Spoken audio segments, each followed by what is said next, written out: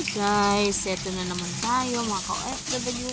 Ngayon magluluto tayo ng ginisang gulay with atay.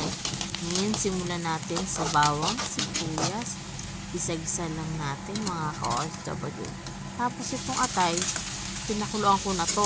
Nilagyan ko na siya ng bay leaf para malambot-lambot siya pag siyanpat, hindi masyadong madurog. Ngayon, igigisa na natin siya. Ihalo-halo lang.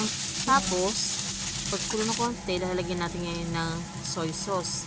Dalawang klase yun, yung isang light at dark soy sauce pinagsama ko. Tapos add natin ng konting water.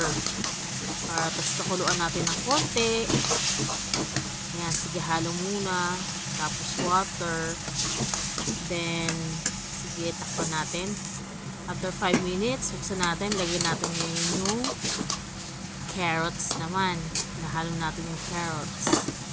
Okay, sige, halo-halo.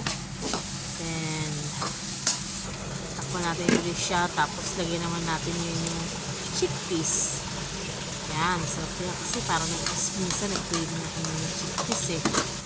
Yan, halo-halo. Tapos, takpan ulit.